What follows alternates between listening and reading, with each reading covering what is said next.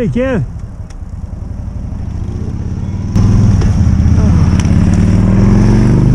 How's it going, neighbor?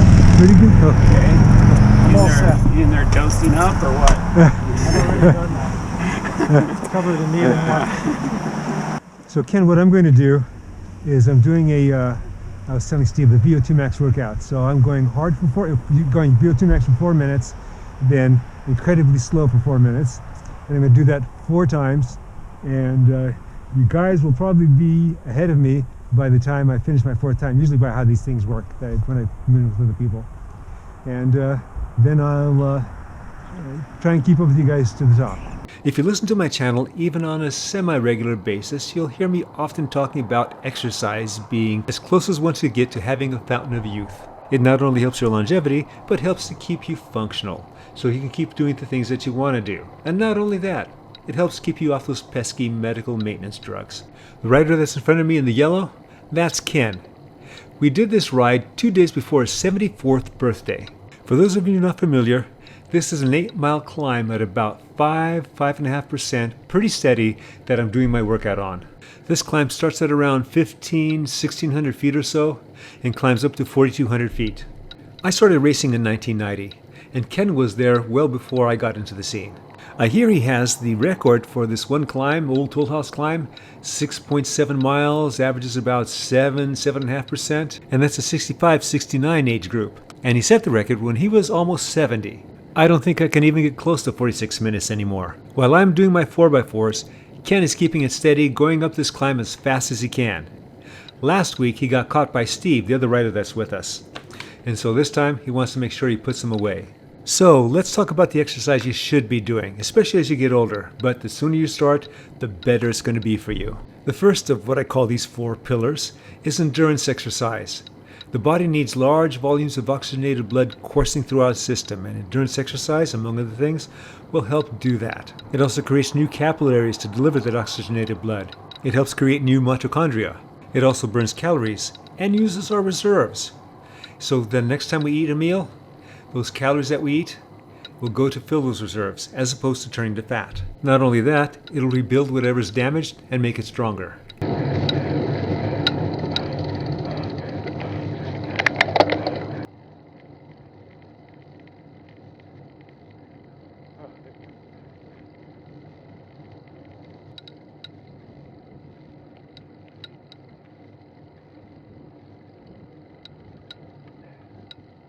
The second pillar is upper intensity exercise. Doing 2 of these a week is sufficient.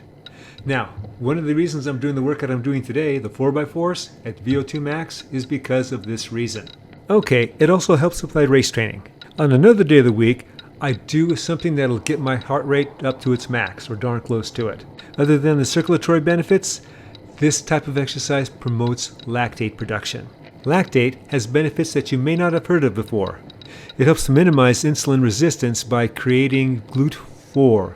GLUT4 plays a key role in transferring glucose into the cell. Lactate also promotes new blood vessel growth in the blood-brain barrier.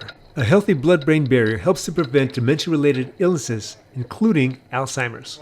So I've given you some specifics on what you should do endurance and upper intensity work.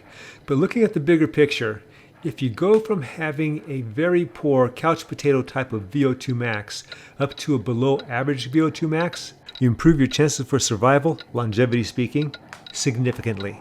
And now we come to the third pillar, muscularity. I encourage resistance training, building as much muscle as you can. Now when you're younger and you don't use your muscles, they atrophy, which means they shrink. When you're older, then you have sarcopenia. The muscle actually gets destroyed. You start losing contractile and related tissue. It takes muscle to do things. You want to do things, you better have muscle. As upper intensity was related to endurance, muscularity is related to the 4th pillar, mobility and stability. Why are these so important? Well, if you fall and you break your hip and you're over 65, you have 50% chance of dying within the next year. What I call the balancing muscles, the muscles that help stabilize you, they keep you steady when you're walking downstairs, are the first to go when you're not using them. Going to the gym, hitting the weights are great, but you got to hit everything. There are a lot of Instagram and YouTube videos out there on stability and mobility. You got to include that in your workout plan. Okay, back to the action on the screen. I'm done with my intervals and I'm thankful for it because it plays a number on my legs. But my legs haven't yet realized it. I got onto Ken's wheel and I'm feeling pretty comfortable, at least for the moment.